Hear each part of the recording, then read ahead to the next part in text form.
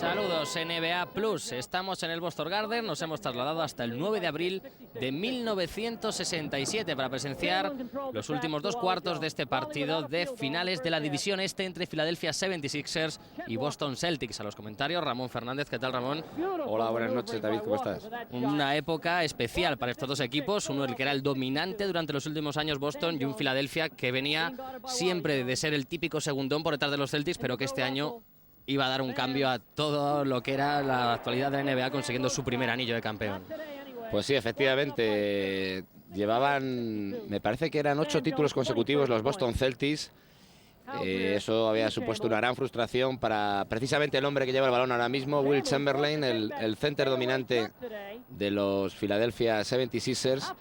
Y se medían, después de, insisto, muchos años de frustraciones, una vez más ante los Celtics, estos Sixers. En la final de conferencia estamos en el cuarto partido, van venciendo los Philadelphia 76ers por 3 victorias a 0. Y en el Boston Garden los Celtics intentaban quedar ya eliminados y forzar un quinto partido.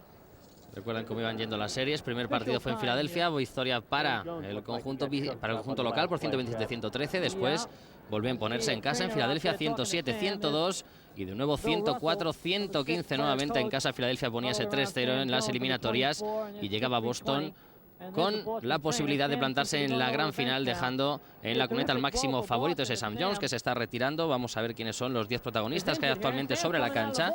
Por parte de Philadelphia 76ers estará el 25 de Chet Walker, el 54 de Lucius Jackson, con el 13 Wilt Chamberlain, el número 15 para Hal Greer y el número 24 para Wally Jones, mientras que en Boston estarán John Havlicek con el 17, el 18 para Bailey Howell, el 24 Sam Jones, el número 6 de Bill Russell y el número 20 de Larry Seyfried. Lo que llamo el tercer cuarto, no ha llegado ninguna canasta, atacaron una vez cada uno de los dos conjuntos. Fantástica ahora el movimiento de Larry Seyfried, el lanzamiento quedó corto, el rebote fue para Lucius Jackson, que recibió ahí la falta personal de Bailey Howell. Jugadores todos ellos que marcaron una época. Hasta 8 de las camisetas que están ahora mismo sobre el parque han sido retiradas por cada uno de sus equipos. Una de ellas, la de este hombre, la de John Havlicek. John Havlicek, conocido como Hondo. Creo curiosamente que el sobrenombre le viene por un personaje que interpretó John Wayne en no sé qué película. Pero sí, John Havlicek, que además era de origen checo, su familia era de origen checo, hijo de emigrantes, y un jugador formado en la Universidad de Ohio State.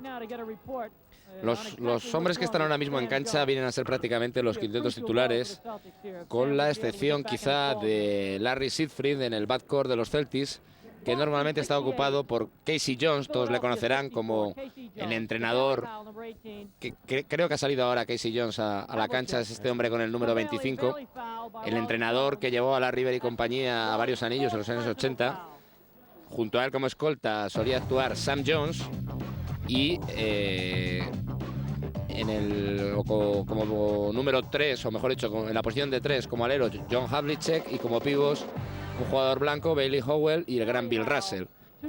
Por parte de Filadelfia, el backcourt habitual lo forman Wally Jones como base, Hal Greer como escolta, Chet Walker en la posición de 3 de alero, y los pivos son Lucius Jackson y como center, todo el mundo le conoce, Wilt Chamberlain.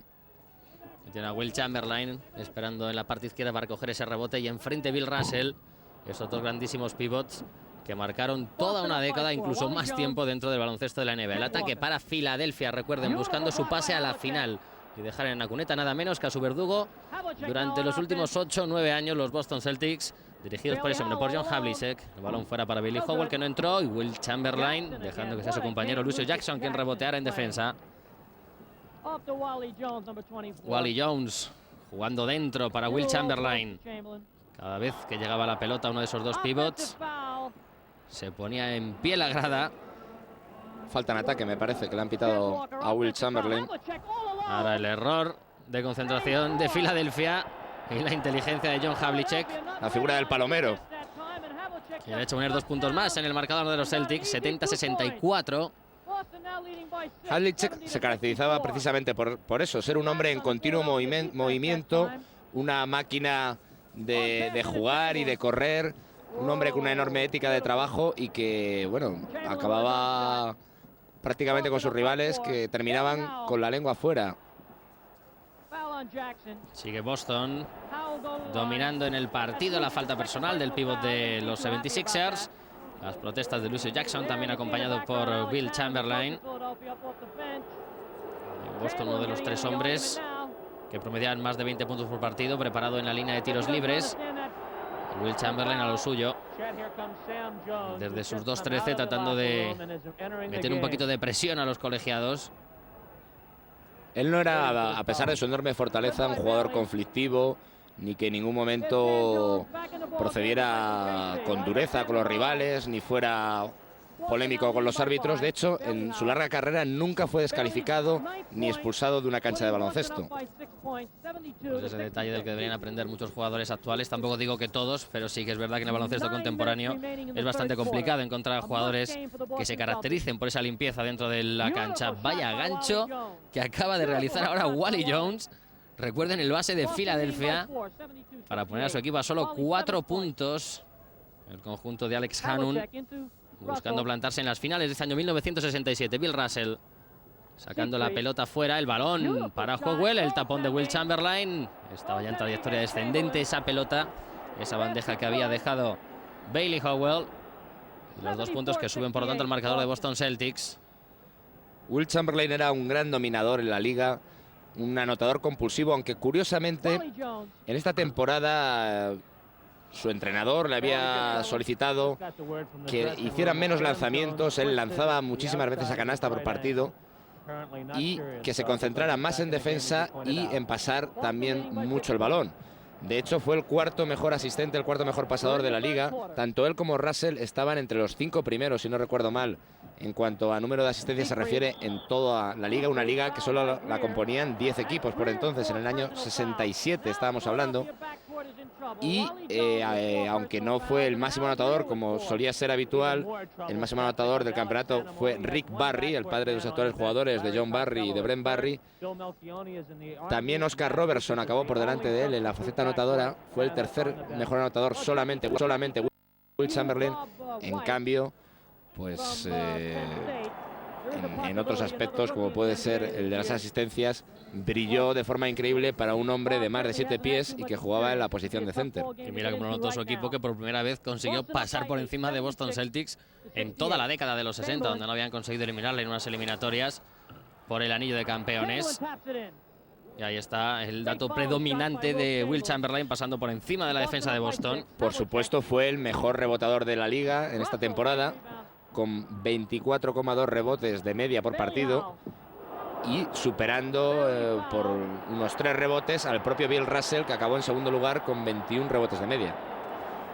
Eran sin duda los 2 hombres que reinaban bajo los tableros en esta época. Bill Russell, que ya estaba compaginando tareas de jugador con un Red Auerbach recién retirado de los banquillos, y Bill Russell compaginando esas facetas de jugador y también de entrenador en cancha, lo que le hizo perder también un poquito de talante ofensivo en un año en el que promedió 15 puntos por partido. Bill Russell no llegaba a 13,3 puntos por partido, y 3 jugadores con más de 20 en las filas de los Celtics: John Havlicek, Bailey Howell y Sam Jones, todos ellos por encima de los 20 puntos de promedio en esta temporada 66-67. Ahí está Howell, precisamente en el lanzamiento desde línea de personal, fallo, el rebote a las manos de Bill Russell. Subiendo la pelota San Francisco. Entrado un nuevo protagonista, Matt Wokas, nada menos. La primera elección del draft de ese año para Filadelfia. Efectivamente era el rookie de los Sixers en esta temporada. Para Chamberlain. Y un hombre, Matt Wokas, conocido porque luego ha sido entrenador famoso en los años 80 en varios equipos de la liga. Fue el número 9 de ese draft en la Universidad de San Joseph. El rebote en defensa para Filadelfia después del error en ataque de Sam Jones. Un partido que se ve igualadísimo prácticamente como toda la serie, en la que las diferencias en los marcadores finales siempre estuvieron oscilando entre los 10, 12, 13 puntos. Nunca hubo mayores victorias ni mayores derrotas para ninguno de los dos. Vaya pase de Havlicek para Howell, llegando desde atrás Rapidísimo el pívot de Boston Celtics. Y 6 puntos arriba, siguen estando ahí. Las diferencias en el marcador, 4, 6 puntos arriba para el conjunto local, para los Celtics, que reclaman ahora los dobles que no señalaron de Lauren Jackson. La suspensión que acaba dentro. 2 puntos más para Philadelphia 76ers. Havlicek por la línea de fondo, se levanta la suspensión. Bueno, el error terrible ahora de Will Chamberlain. Debió pensar ya que he saltado, meto el tapón, pero la pelota estaba ya casi llegando a la red. Uno de sus puntos fuertes, un gran intimidador, pero quizá el mejor intimidador de los dos, de Chamberlain y Russell, era el propio Bill Russell. Lo que pasa es que es un apartado estadístico, el de los tapones, que hasta el año 72, me parece, 73, no fue considerado como una estadística oficial en la liga, con lo cual no queda constancia de su gran labor como intimidador y como taponador. Una pena, si no, no estaría Mark Eaton liderando esas listas. Sin duda. Mark Eaton, que es el que lidera esa lista de taponadores, porque todavía no estaba como faceta oficial estadística esos tapones, sino seguro que las cifras de Bill Russell y de Will Chamberlain estarían en lo más alto, al igual que sus cifras de triples y cuádruples dobles, que han quedado reducidas a lo largo de la historia por no contar con esas facetas estadísticas. Y del pasado al presente, este es el presente de Philadelphia 76ers. Pues creo que en los siguientes 40 años a este 67 en el que estamos en este partido, solo ha llegado otras 2 veces a la final. Una de ellas gracias a las manos de ese hombre, de Allen Iverson. Sí, y bueno, uno de los... el gran título que todo el mundo recuerda, el de la temporada 82-83, fue precisamente a las órdenes de uno de los hombres que juega en este equipo. Billy Cunningham era el entrenador que dirigía entonces a Moses Malone, recién llegado en aquella temporada al equipo y jugador decisivo para que los Sixers obtuvieran el título, a Julius Erving, Morris Cheeks y compañía. Vemos cómo lanzaba los tiros libres Will Chamberlain en esta temporada. Ese estilo de los años 60 que todavía se resignaba a seguir manteniendo Chamberlain. Que no era el único, porque el máximo anotador, Rick Barry, del campeonato, también lo hacía así. Y el que mejor porcentaje tiene en la historia de anotación en tiros libres es Rick Barry, con ese estilo a cuchara. A cuchara. Que era el estilo predominante de la época y que se guían manteniendo los mejores jugadores de la liga. Boston por delante del marcador todavía por 6 puntos. Ahí está la asistencia fantástica de Bill Russell. No olvidemos que daba Russell en esta temporada casi 6 asistencias por partido. Era un hombre no muy dotado en ataque, aunque acabó su carrera con 15 puntos de media, que tampoco está mal. Eso sí, un enorme defensor, un enorme reboteador y taponador. Y también un jugador que, aparte de hacer mejores a sus compañeros, eso por lo menos era lo que decía Don Nelson, el actual entrenador de Dallas, y que coincidió... Que está en esta plantilla. Sí, efectivamente, coincidió como compañero de Bill Russell en estos míticos Celtics. Él decía que había 2 tipos de superestrellas: los que brillaban individualmente y otros como Bill Russell, que lo que verdaderamente hacían era hacer que sus compañeros parecieran todavía mejores de lo que eran. Y era un hombre de equipo con una gran lectura de juego y que también podía pasar muy bien el balón. Ahí está Will Chamberlain, dejando el balón atrás para Matt Walkas. El intento de asistencia sobre Chamberlain. Filadelfia perdiendo un poquito el norte. El contragolpe conducido por John Havlicek. Y la bandeja final de Casey Jones que no entra. El rebote que también falla incomprensiblemente Larry Siegfried. Casey Jones, si perdón que te interrumpa, David, era un gran especialista en defensa también. En realidad, todo Boston jugaba con una gran filosofía de equipo. Era una escuadra basada en el juego colectivo y en el que todos se sacrificaban por todos. Era un gran defensor y un gran pasador, Casey Jones, también en el top 10 como asistente en lo que a asistencia se refiere en esta temporada 66-67.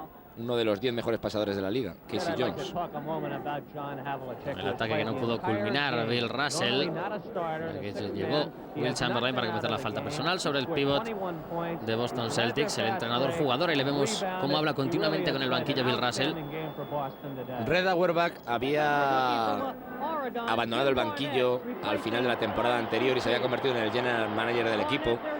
Bueno, él había sido el gran artífice como entrenador de los múltiples anillos en total. Con Bill Russell como pívot, los Celtics consiguieron 11 anillos en 13 años. Y Red Auerbach, bueno, cansado de dirigir al equipo desde el banquillo, optó por pasar a los despachos, convertirse en el general manager. Y Bill Russell, como tú comentabas, se convirtió en entrenador-jugador. La falta personal, no deja ningún lugar a dudas, de Jim Barnett. Se fue directamente a agarrar al jugador de Filadelfia, otro recién incorporado, es el número 11 de Boston Celtics. Y ahora van los tiros libres para Philadelphia 76ers. Los Boston que empezaban a ver que podían ir en el marcador. Van 8 puntos arriba y los lanzamientos ahora anotados por Hal Greer. 21 puntos para Hal Greer. El balón de Barnett, bien punteado por Will Chamberlain. Recupera la posesión Filadelfia, a punto de robar Bill Russell.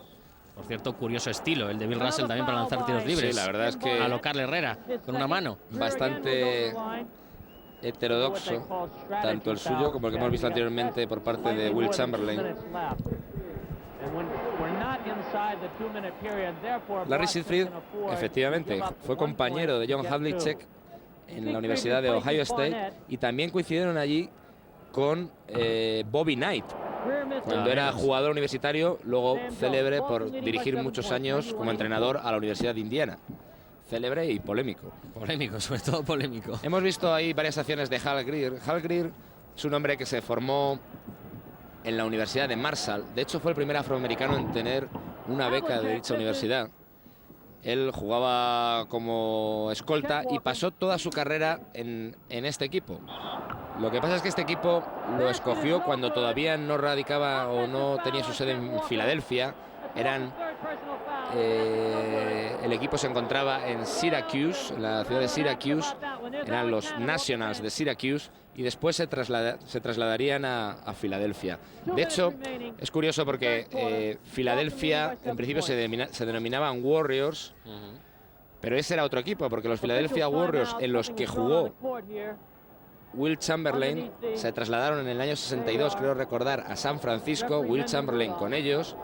Y él, que era nacido creo en Filadelfia y había estudiado en el high school en Filadelfia, debía echar de menos la ciudad de la costa este estadounidense y en el año 65 fichó por este otro equipo que originariamente eran los Syracuse Nationals y que se habían convertido en, una vez que los Warriors se habían trasladado a San Francisco, se habían convertido en los Philadelphia 76ers, con lo cual ha jugado en los dos equipos de Filadelfia, tanto los Warriors como en esos momentos actualmente lo estaba haciendo en los 76ers, Will Chamberlain. Todo un árbol genealógico. Sí, la verdad es que, como comentábamos antes, había solo 10 equipos en la liga. No se hablaba todavía de conferencia este y oeste, sino simplemente de división este y oeste. 5 equipos, lógicamente, en cada una de las dos divisiones. Y fue ya a principios de los años 70... al introducirse nuevos equipos, cuando se empezó a distinguir entre divisiones y englobando a dichas divisiones conferencia este y conferencia oeste. Sí, el ataque para Boston. Sí que Frey conduciendo la pelota para John Havlicek, que este no se lo piensa ni un solo segundo a la hora de tirar a canasta. El rebote ofensivo de Bill Russell lo consigue anotar. Jugador de Boston que recibe la pelota, jugador que busca el tiro a canasta. Y ahora ha habido falta de Bailey Howell. La ha cometido sobre Will Chamberlain en la lucha por ese rebote. Y esos 10 equipos que hablábamos, todavía ya había 6 que permanecen hasta ahora, como son estos dos equipos. Filadelfia y Boston. También estaba en el este New York Knicks y en el oeste Los Ángeles Lakers, Chicago Bulls y Detroit Pistons. En el oeste estaban equipos como Chicago, Detroit, para que se haga una idea de cómo han podido cambiar las dimensiones de esta liga con la introducción de todos los equipos que han ido llegando a partir de los 70. Sí, no, perdona que te interrumpa, no, y había otros que efectivamente ya son ciudades que no tienen equipos, como Baltimore, los Baltimore Bullets, o San Luis, los San Luis Hawks, que me imagino que son los actuales Atlanta Hawks, y etcétera, etcétera, hasta un total de 10. Cincinnati Royals y San Francisco Warriors eran los otros equipos que nos faltaban. Los Cincinnati Royals, donde jugaban, si no recuerdo mal, Oscar Robertson y Jerry Lucas, dos de las estrellas de aquella temporada, al igual que los Lakers brillaban, por ejemplo, Jerry West, Elgin Baylor. Jugadores de otra época importantísimos y que siguen siendo recordados por todos los buenos aficionados al baloncesto. Sigue habiendo cambios en los dos equipos. Ha dado entrada ahora a Tom Sanders, Bill Russell, en las filas de Boston Celtics. Y como buen entrenador-jugador, Bill Russell, que se mantenía durante muchos minutos en la cancha para poder ver de cerca cómo estaba transcurriendo el partido para sus jugadores. Havlicek en los primeros años, en este todavía creo que lo hacía, La verdad es que como hemos empezado el partido en el tercer cuarto, no lo hemos podido comprobar. Él solía empezar los encuentros desde el banquillo. Era el sexto hombre del equipo, pero un jugador que en la práctica actuaba Titular. Sí, tantos minutos como un titular y que solía estar en cancha en los instantes decisivos. De hecho, él, al igual que su compañero Sam Jones, ambos tenían un gran prestigio como clutch players, lo que llaman en Estados Unidos clutch players, es decir, aquellos en los que se puede confiar para meter un tiro decisivo en un partido apretado en los instantes finales. Dado en cancha también Billy Cunningham, y le tienen en la línea de personal uno de los 4 jugadores de esta plantilla que tienen su número retirado en la cancha de Philadelphia 76ers, junto a Will Chamberlain, Hal Greer y Wally Jones. Billy Cunningham, que siendo nativo de Nueva York, ya fue una estrella en el high school, y él en la universidad se formó, no nos cansaremos de decirlo, en la factoría de Dean Smith en North Carolina. Cuando llegó a North Carolina, Dean Smith no tuvo muy buena impresión, le vio muy delgadito, con poca pinta de deportista, pensó que nunca haría carrera, y vaya, se hizo carrera tanto en la propia North Carolina como en la NBA. E incluso luego, de veterano, a principios de los 70, jugó en la ABA y llegó a ser MVP de la otra liga profesional, de la ABA. Ahí está Bill Russell moviendo la pelota fuera. No se atrevía a lanzar en ese momento Tom Sanders, ahora sí que lo hace. El rebote en ataque para Havlicek, el tapón llegando desde atrás ha sido ahora muy oportuno de Chet Walker. Y Boston seguirá al ataque, ha visto reducida su diferencia, solo 3 puntos, 9-1, 8-8. A Havlicek le pasó algo parecido de lo que le pasó a Billy Cunningham. Lo que pasa es que le ocurrió en la propia NBA. Cuando llegó a los Celtics, pues no era un jugador... Bueno, de hecho, Red Auerbach, cuando lo seleccionó en el draft, a lo más que aspiraba encontrar en él es a un jugador de complemento que pudiera hacer las veces de sexto hombre, pero ni mucho menos pensaba que se convertiría en una estrella, que de hecho cuando los más veteranos se retiraron se convirtió en el líder indiscutible del equipo, que llevó en los años 70 a 2 anillos más a los Celtics. Y incluso el que era el base estrella de los Celtics cuando llegó Havlicek, Bob Cousy, pues lo definió tras su primera temporada a Havlicek como un alero pues que no haría gran carrera porque apenas era un buen tirador. Y bueno, como lo que sí tenía era una enorme ética de trabajo, John Havlicek se fue al verano, empezó a tirar tiros en su casa y a base de trabajo pues acabó convirtiéndose en un muy buen tirador, gran penetrador, reboteador y sobre todo pues una especie de dinamo que iba y venía, corría arriba y abajo de forma incansable en la cancha, hasta que acababa con sus rivales, insisto, por agotamiento. Sí, ha sido claro en este cuarto lo que hemos visto de John Havlicek, reboteando, robando balones, corriendo, haciendo bandejas, lanzando, repartiendo asistencias. Un jugador que lo ha hecho absolutamente todo. Ha finalizado el tercer cuarto, 9-1, 8-8. Perdona, Ramón. No, insistiendo en la misma idea, lo que llaman en Estados Unidos un all-around player, un hombre capaz de jugar en toda la cancha y en todas las posiciones y multiplicarse. Havlicek, que en esta temporada del 66-67 finalizó con 21,4 puntos por partido, el segundo máximo anotador del conjunto de Boston, por detrás solo de Sam Jones, y fue de los únicos 3 jugadores, de los 4 jugadores de este equipo que jugaron todos y cada uno de los encuentros, tanto en temporada regular como en playoff, junto a Bailey Howell, a Bill Russell, por supuesto, y a Tom Sanders, saliendo desde el banquillo, siempre fundamental este año ya para los planes de Bill Russell como entrenador de los Celtics. Havlicek dejando la pelota para Sirfen, nuevamente Havlicek se la juega, ese tiro hubiera sido de 3, dentro. Los dos antiguos compañeros de Ohio State se notaba que estaban bien compenetrados. La asistencia fue de Siegfried, la canasta para John Havlicek, los dos jugadores procedentes de la misma universidad. El balón en ataque lo conduce Matt Guokas. Me sorprenden los muchos minutos que está jugando Matt Guokas, que era el rookie del equipo y que no había jugado muchísimo durante la regular season. No era de los hombres que más minutos, ni mucho menos, promediaba en el equipo. Vaya tapón ahora de Luis Jackson, el contragolpe que no pudo culminar por muy poquito Matt Guokas. Nuevamente al ataque el conjunto de Boston. Havlicek se la dejó para Jones, se la devuelve, el tapón es de Will Chamberlain, hace volar, segundo tapón consecutivo, acaba reboteando Lawrence Jackson. El contragolpe de los 76ers desde la bombilla se levanta y consigue anotar finalmente Hal Greer. Vuelve a ponerse a solo 3 el equipo de Alex Hannum, 9-3, 9-0. Esa era la especialidad de Hal Greer, la suspensión precisamente desde la cabeza de la bombilla. Havlicek jugando para Siegfried. Amaga la penetración, bien frenado ahora por Wokas. Ha caído al suelo Siegfried. Señalan falta personal en defensa, por lo tanto, de Hallgrír. El enfado terrible es de Billy Cunningham. Pero la falta personal se lo va a quedar finalmente el conjunto de Filadelfia, a pesar de las protestas de Alex Hannum. Y los tiros libres serán para el jugador de Boston Celtics. Alex Hannum también llevaba poco tiempo al frente de los Sixers, ¿no? Creo recordar que era su primera temporada. No sé si suplió en el banquillo de Filadelfia a Jin Su. En la línea personal Siegfried, encestando el primero, llevando a su equipo 4 puntos arriba. Y a Boston no le bastaba con ganar este partido, tenía que solventar otros 2 match ball si quería llegar al 7º partido de las series. Ya se jugaban las series a 7 encuentros. La verdad es que los Celtics lo tenían difícil. De hecho, bueno, ellos siempre partían como favoritos por el peso de la historia. Llevaban 8 anillos consecutivos. Iban a por su 9º, aunque evidentemente estaban aquí contra las cuerdas. Aunque a lo que la temporada regular se refiere, el favorito debería haber sido Filadelfia. 68 victorias consiguieron en la temporada regular los Sixers por solo 60, que ya son victorias. Sí, por solo, entre comillas, siempre. Evidentemente, entre comillas, 60 por parte de los Boston Celtics. Por tanto, el factor cancha lo tenía a su favor en esta eliminatoria Filadelfia. Y cómo pasan los tiempos, ¿eh? Fíjate si ahora el dominio es absoluto de los equipos de la conferencia oeste.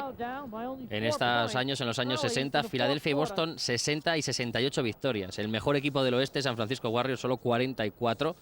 Y el segundo, San Luis Hawks, ya está en balance negativo, 32 victorias y 42 derrotas. Ahora todo lo contrario, el oeste es el equipo que domina y el que se ha llevado casi todos los últimos anillos. Que por cierto, casi no había equipos realmente que pertenecieran a ciudades del oeste, porque de hecho para completar la Western Division, la división oeste, había que contar con Chicago y Detroit formando parte del oeste. En realidad, los dos peores equipos de esa división, sí, por otra parte. Sí, digamos que la liga en estos momentos estaba fundamentalmente desarrollada y extendida en lo que es el este de Estados Unidos. Ahora lanzamientos desde la línea de personal para Sam Jones, el dorsal número 24 de Boston Celtics. Un hombre formado en North Carolina, pero no en la mítica North Carolina, sino en una universidad mucho más pequeña, North Carolina Central. Fue elegido por los Celtics con el número 8 en el draft y de una forma peculiar, porque Red Auerbach no solía elegir a nadie en el draft si no le había echado un vistazo al menos en un par de partidos. Sin embargo, a Sam Jones no le había visto jugar y se fió de la recomendación de un entrenador universitario que sí que le había visto actuar a Sam Jones. Cuando le vio llegar, pues le pasó lo mismo que a Bill Cunningham en North Carolina con Dean Smith, que tampoco le dio el aspecto de atleta, de jugador de baloncesto, ¿verdad? De atleta. Y el propio Sam Jones tampoco las tenía todas consigo. De hecho, él dudaba entre dedicarse al baloncesto profesional o ser maestro de escuela. Y estaba tan acongojado de entrar a formar parte de los míticos Celtics de Boston, viniendo de una universidad tan pequeña, era un jugador totalmente desconocido en el país, que incluso en el high school donde él aspiraba a entrar como profesor, solicitó un aumento de $500 de salario. Y en el caso de que se hubieran concedido, él hubiera dicho que no a los Celtics. No se lo concedieron y afortunadamente, menos mal para él y para la NBA, pues optó por el baloncesto profesional y jugó muchísimas temporadas en los Celtics. Creo que tiene en su poder 10 anillos. Su dorsal retirado y máximo anotador de esta temporada para los Celtics con 22,1 puntos por encuentro. Y Will Chamberlain nuevamente en la línea de personal de la Intense, con ese estilo que ya no se puede ver en ninguna cancha del mundo. Esa manera de lanzar los tiros libres con la cuchara. Y lo van a tener a Will Chamberlain, dándole un pequeño efecto hacia atrás con la punta de los dedos. Will Chamberlain falló el primer lanzamiento desde la línea de personal. El segundo también lo falló Loren Jackson, luchando por ese rebote, pero Bill Russell cerrando perfectamente el rebote defensivo. Howell no consigue anotar. Billy Cunningham le roba el rebote. John Havlicek. Siegfried dejando la pelota para Bill Russell nuevamente. Siegfried se va hacia adentro, balón fuera. John Havlicek, otro posible triple dentro. La de puntos que anotaría si ya los anotaba en la década de los 60. En el siglo XXI, John Havlicek con la línea de 3 puntos funcionando. Sí, es el máximo anotador de un equipo del que era el sexto hombre, en realidad. Ahora la lucha en las cumbres entre Will Chamberlain y Bill Russell. Parecía que había ganado la partida Bill Russell, pero cometió falta personal sobre el 13 de Philadelphia 76ers, que volverá, por lo tanto, otra vez. Mucha gente no lo sabe, pero llegó a jugar Chamberlain en los Globetrotters. Y no al final de su carrera, sino todo lo contrario. Él jugó en la Universidad de Kansas, en los Jayhawks, a pesar de que era nativo de Filadelfia. Vaya jugada curiosa que hemos visto. Sí, al final le han invalidado la acción, Sí. pero No dejaba de tener su aquel la jugada de Will Chamberlain.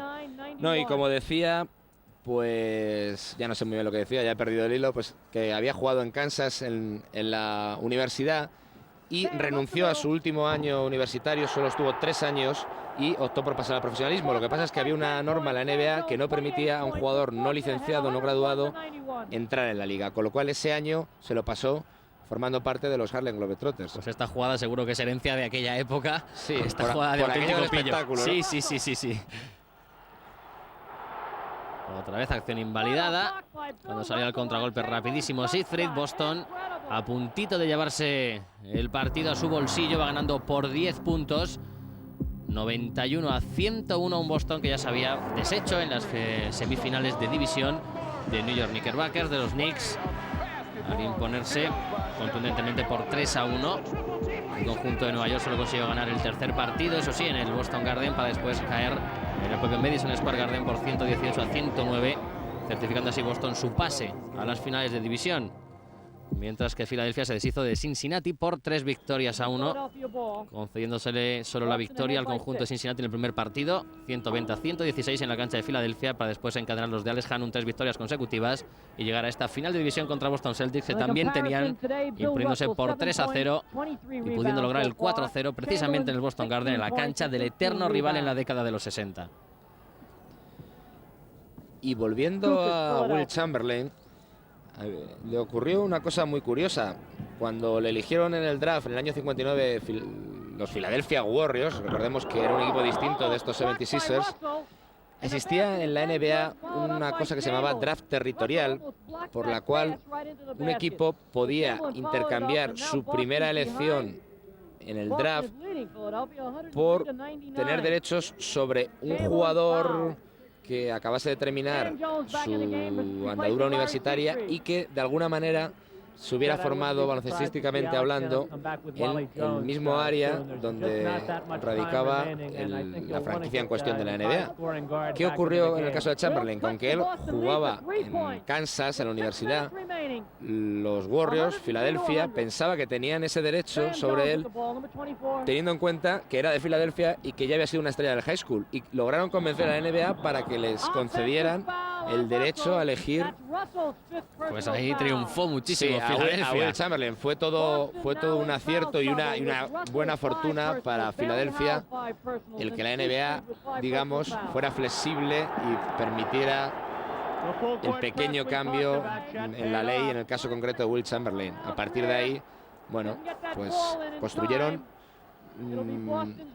Filadelfia, y más concretamente, una vez que retornado de San Francisco pasó a los 76ers, este segundo equipo de Filadelfia construyeron en torno a Will Chamberlain el que muchos consideran el mejor equipo de entonces y uno de los mejores de la historia. Pues falló ahora el lanzamiento Filadelfia para acabar anotando, y 103-102 a un solo punto el conjunto de Alex Hannum tras la canasta de Al Grier. El balón de lado a lado de la zona la coge Howell, balón atrás, vuelve John Havlicek, se la jugará probablemente, gana línea de fondo, el lanzamiento por encima de Will Chamberlain, no consigue anotar, y cuidado en el Boston Garden. Filadelfia con opciones de ponerse un puntito arriba en el marcador. Lauren Jackson no es el más indicado para estar botando la pelota ahí, le frena bien Bailey Howell, se la quiere robar, se ha dado cuenta, el lanzamiento sin saltar, falta personal de Bailey Howell. Pues sacó oro de esa acción Lauren Jackson, que parecía que iba a perder la pelota. Y Filadelfia con opciones de ponerse un punto arriba en el marcador y dar la campanada una vez más en el Boston Garden. Ya se ha impuesto en el Boston Garden. Los lanzamientos libres son finalmente para Chet Walker, y Bailey Howell creo que ha sido eliminado por faltas personales. Se sentaba en el banquillo Importante pérdida para el conjunto de Bill Russell. Entró el primer lanzamiento para Chet Walker. Chet Walker, que era apodado The Jet, algo así como el cohete.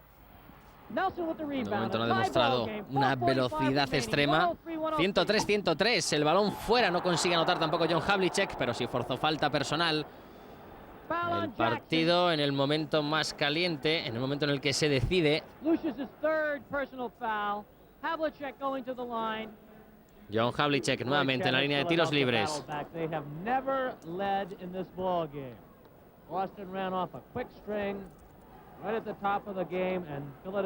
El lanzamiento libre para John Havlicek. Boston sabe que está en un momento decisivo del partido, tienen que anotar. Consiguió meter el primero Havlicek, un punto arriba para los Celtics. Vamos a ver el segundo para John Hondo. Havlicek también entró dentro. Importantísimo, 105-103. Subiendo la pelota el conjunto de Filadelfia. La presión es asfixiante de Sam Jones. La pelota va afuera. Se la deja Lucius Jackson para Hal Greer. Este con Will Chamberlain. La pelota fuera para Greer. También esperan en la derecha. El lanzamiento es de Greer. Se la juega, no tocó ni siquiera el aro. Se le escapa la pelota en la lucha por ese rebote a Casey Jones. Vaya error del 25 de los Celtics. Nueva opción de ataque, por lo tanto, para los de Alex Hannum. Pondrá el balón en juego Hal Greer. Algo raro porque Casey Jones, si por algo se caracterizaba, era por su seguridad. Pues hasta los momentos más importantes fallan los grandes campeones. El balón dentro que buscaba precisamente a Greer. El lanzamiento que ni siquiera tocó el aro. Y tiene que subir la pelota a Bill Russell ante la presión del conjunto de Filadelfia. Se la deja John Havlicek. Botando con su mano derecha. Frente a él tiene al Greer. Busca ahí el bloqueo de Bill Russell. Canastón de John Havlicek. Los últimos 4 puntos de Boston para su número 17. Y esa diferencia de 4 puntos arriba, por lo tanto, para el equipo que dirigía y con el que también estaba en cancha Bill Russell. John Havlicek, no olvidemos, es el mejor anotador de toda la historia de los Celtics. También era un hombre que tiraba muchísimo a canasta. Y una aparición estelar en las filas de Boston Celtics, ese rubito que está en el centro de la zona, que hemos confirmado que es Don Nelson. La canasta de Lucius Jackson, forzando la falta personal. Filadelfia, que no pierde comba, va a volver a ponerse a un punto de diferencia si el pívot de los Sixers es capaz de anotar desde la línea de personal. Don Nelson, que en esta temporada juega un papel no residual, pero sí muy poco importante en la plantilla de los Celtics. Sí, sobre todo comparado con las grandes estrellas. Recordemos que hay 6 jugadores en este encuentro elegidos entre los 50 mejores de la historia de la NBA. Por parte de los Celtics, John Havlicek, por supuesto Bill Russell y también Sam Jones. Y por parte de los Sixers, como no, Will Chamberlain, Hal Greer y Billy Cunningham, que en estos momentos no está en cancha. Ahí está con la pelota al ataque Sam Jones para los Celtics. A punto de robar estuvo Matt Gukas. Se va la pelota Will Chamberlain. Se la deja precisamente al rookie del conjunto de Filadelfia. El lanzamiento de Gukas dentro. 2 puntos más para los Sixers, que ya están un punto arriba, 107-108. Muy poquito tiempo a la conclusión del partido, un poquito más de 5 minutos. Y ahora mismo Filadelfia está ya en la final de la NBA. El rebote en defensa para Will Chamberlain. Los Sixers que pueden irse de 3. Hal Greer dejando la pelota fuera. Lanzamiento de Gukas dentro. Otra vez la suspensión desde 4 metros de Matt Gukas. 107-110, 3 puntos arriba para los de Alex Hannum. Recordemos que es un hombre que promediaba en la fase regular menos de 4 puntos por partido y que jugaba pocos minutos relativamente. El novato en esta temporada, Matt Gukas, y que, sin embargo, en este importante partido de playoff está jugando minutos importantes. Y respondiendo. Mejorando con creces sus números de temporada regular, porque yo he contado, lleva ya 9-10 puntos en este partido. Y sobre todo estas 2 últimas canastas tan importantes, las que han puesto a su equipo 3 puntos arriba. Hal Greer no tuvo tanta fortuna, falló el lanzamiento. Sam Jones buscando el contragolpe para Casey Jones. Este con Don Nelson. El lanzamiento dentro de Don Nelson. Hacía mucho tiempo que no había anotado el conjunto de Boston. Ahora vuelve a ponerse un puntito arriba, 111-110.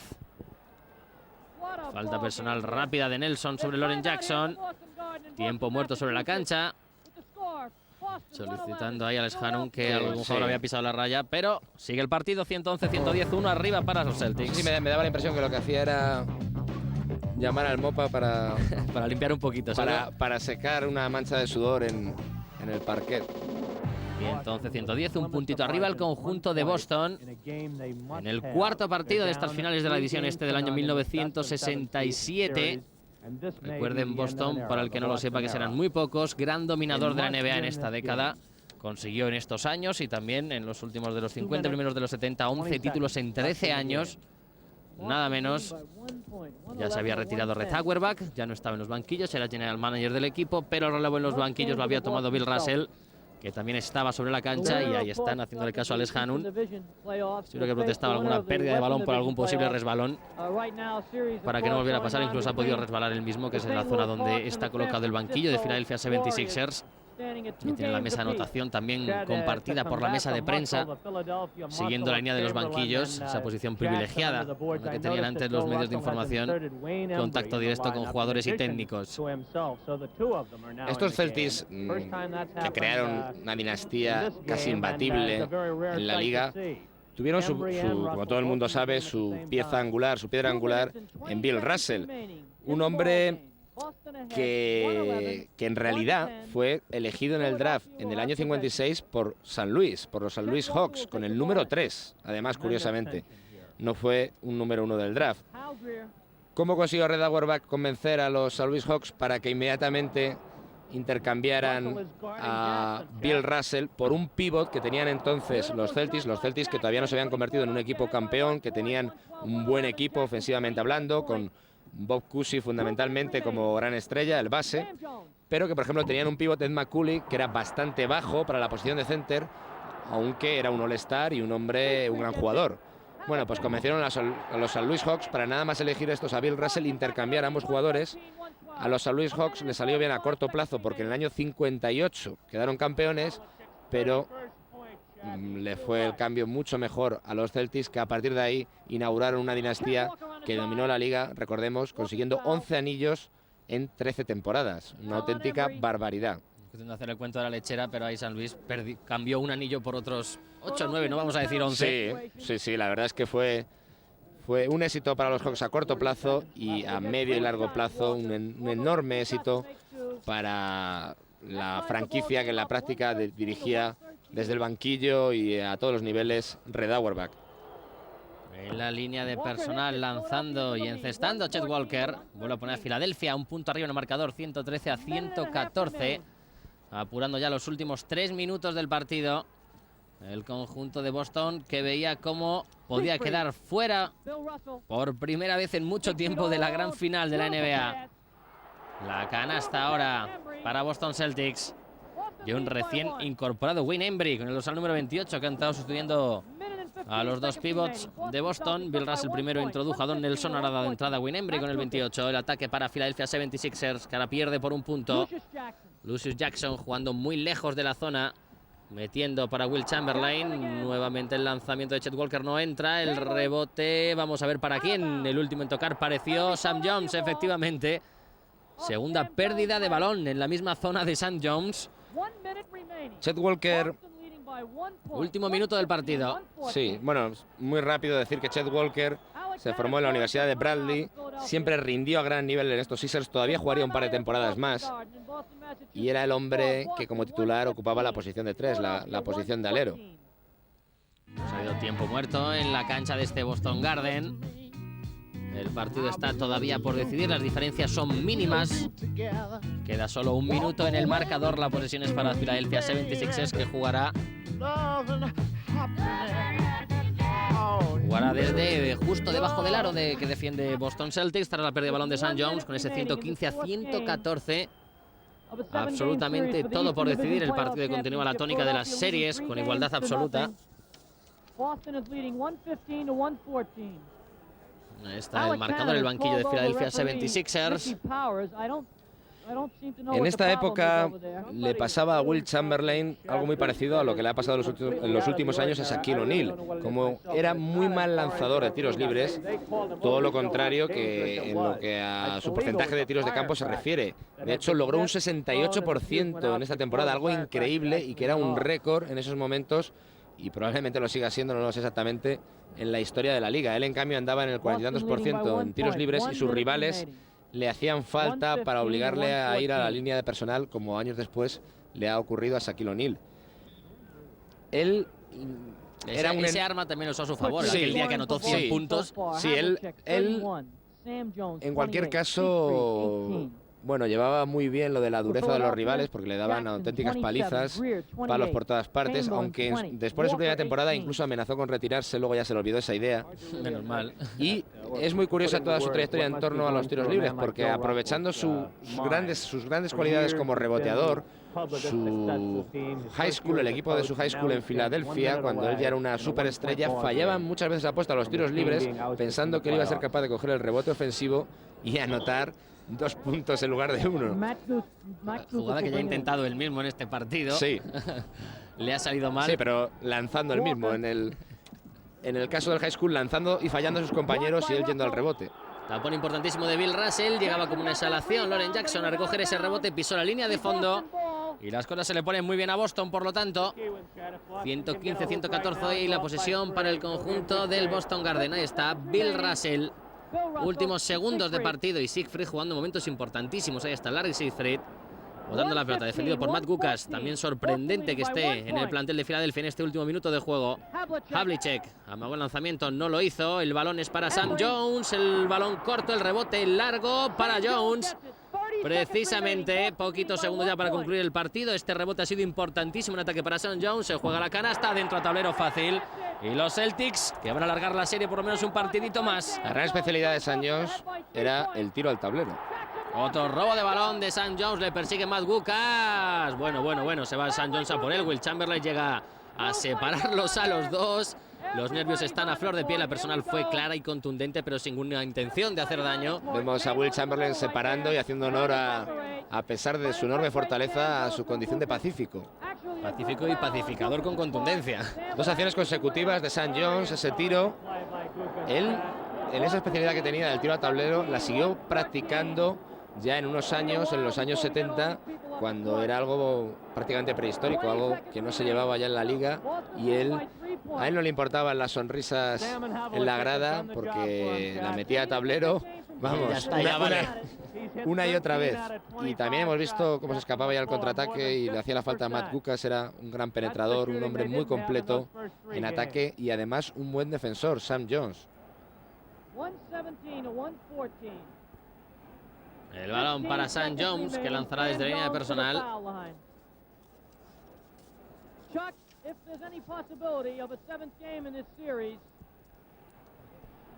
Esperando el rebote Win Embry, Bill Russell por las filas de Boston Celtics. Lucius Jackson y Will Chamberlain por las filas de Philadelphia 76ers. Momento crucial del partido. Parece que Boston tiene más facilidades para llevarse el choque, pero puede pasar de todo en estos últimos instantes. Sam Jones, concentrado y seguro en el último minuto decisivo. Ha anotado los últimos 3 puntos de Boston Celtics.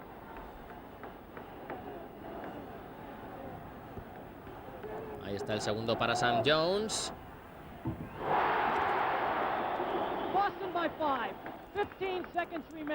5 puntos arriba para Boston Celtics. Y todo apunta, David, a que los Celtics pudieran forzar ese quinto partido. Vamos a ver qué ocurre. Sin existir línea de 3 puntos, además. Sí, no se instauró la línea de 3 puntos hasta el año 80. La posesión más para el Philadelphia 76ers. Saca desde el centro del campo John Havlicek presionando el saque de Al Greer. Matt Gukas recibe la falta personal. Estuvo rápida y Siegfried. Tiene mérito vencer a estos Sixers que, insisto, formaban un equipo poderosísimo. No olvidemos que Will Chamberlain, a pesar de que hasta estos momentos no había conseguido el anillo, pues era una fuerza dominante en la liga, aparte de ese mítico partido en el que logró, como tú comentabas antes, los 100 puntos ante los Knicks. Él, en una de sus primeras temporadas, no sé si fue la 61-62, promedió 50 puntos de media por partido, una auténtica burrada. Luego, evidentemente, esos números decrecieron, pero siempre por encima de los 20 y tantos de anotación. En esta temporada 24 rebotes, es el mayor reboteador de toda la historia de la liga. Cifras que no volveremos a ver seguramente. Y los consejos de Alex Hannum le fueron muy bien a los Sixers en esta temporada. Él, insisto, se quedó en solo 24 puntos de media, pero dio muchísimos pases. En el top 5 de... Hemos visto cómo ha fallado. Ha salido de maravilla la acción a Filadelfia. Bueno, y están solo a 2. Ha fallado a posta el tiro libre, lanzándolo contra el tablero. No quieren hacer falta personal. Finalmente es Will Chamberlain quien tiene que agarrar a Bill Russell. Me ha parecido ir que eran 6 o 7 segundos lo que quedaba de partido.